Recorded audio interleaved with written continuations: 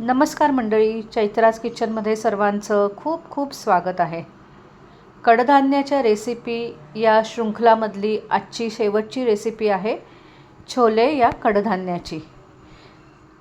छोले म्हणजेच काबुली चण्यामध्ये फायबर आणि प्रथिनांचे प्रमाण मुबलक प्रमाणात असल्यामुळे वजन नियंत्रित ठेवण्याकरता, पचनक्रिया सुधारण्याकरता, रक्तातील साखर नियंत्रित ठेवण्याकरता आणि हृदयाकरता छोले खूप फायदेशीर आहेत.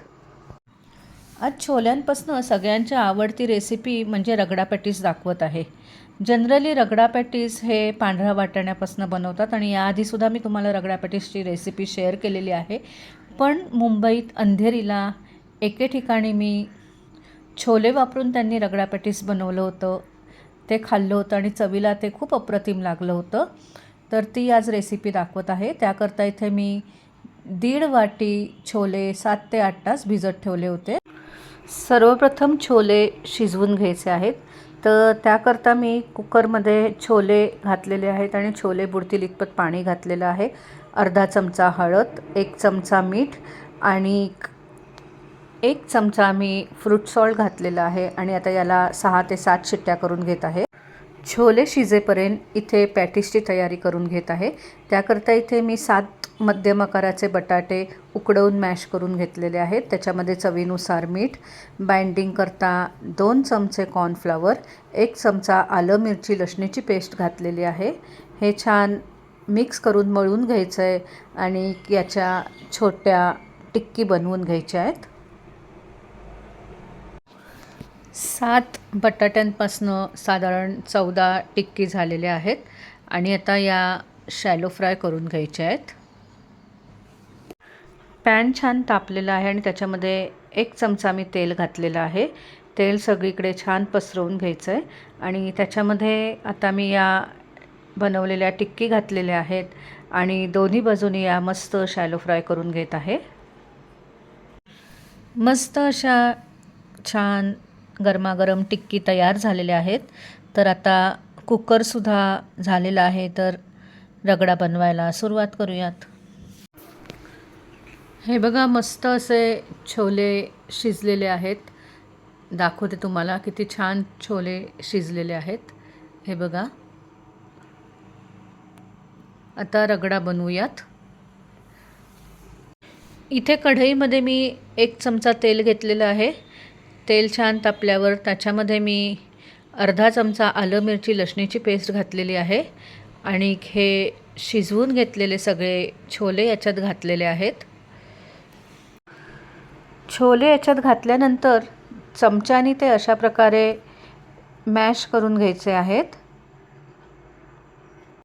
आता याच्यामध्ये मी साधारण 5 ते 6 वाट्या पाणी घातलेलं आहे आणि ज्यांच्याकडे मी हे छोल्यांचे रगडा पॅटीस खाल्लं होतं तर त्यांनी सांगितलं की याच्यामध्ये धनेजिरं पावडरचं प्रमाण जास्त असतं. तर त्यानुसार मी इथे 2 चमचे धनेजिरे पावडर आणि 1 चमचा गरम मसाला घातलेला आहे आणि आता हे सगळं छान मिक्स करून घेत आहे. याला एक छोटीशी उकळी आलेली आहे. मिक्सरच्या भांड्यामध्ये मी शिजलेले छोले घालून ते थोडेसे वाटून घेतलेले आहेत आणि ते आता याच्यामध्ये घातलेले आहेत जेणेकरून याला छान दाटपणा येईल आणि चवीनुसार मीठसुद्धा घातलेलं आहे.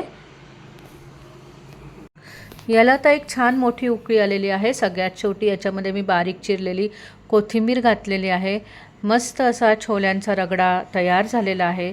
तर आता प्लेटिंग करायला घेत आहे. मस्त गरमागरम रगडा आणि पॅटीससुद्धा तयार झालेला आहे. आता प्लेटिंग करायला घेत आहे. प्लेटमध्ये पॅटीस ठेवलेले आहेत. त्याच्यावर आता मस्त गरमागरम छोल्यांचा रगडा घातलेला आहे आणि ताजी ताजी छान हिरवीगार पुदिन्याची चटणी घातली आहे. त्याच्यावरती मस्त आंबट गोड खजूर आणि चिंचेची चटणी घातलेली आहे आणि थोडीशी बारीक शेव घातली आहे. त्यावरती मस्त बारीक चिरलेला कांदा आणि कोथिंबीर घातलेली आहे. सगळ्यात शेवटी याची आणखीन टेस्ट वाढवण्याकरता वरनं थोडासा चाट मसाला भुरभुरवला आहे. मस्त गरमागरम सगळ्यांचं आवडतं असं रगडा पॅटीस तयार झालेलं आहे. पण याचा रगडा आज मी छोले वापरून बनवलेला आहे.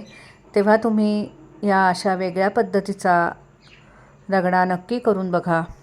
आणि आज कडधान्याच्या रेसिपी या सिरीजमधली ही शेवटची रेसिपी मी दाखवत आहे. तुम्हाला ही सिरीज कशी वाटली हे मला जरूर कळवा. धन्यवाद. Bye bye.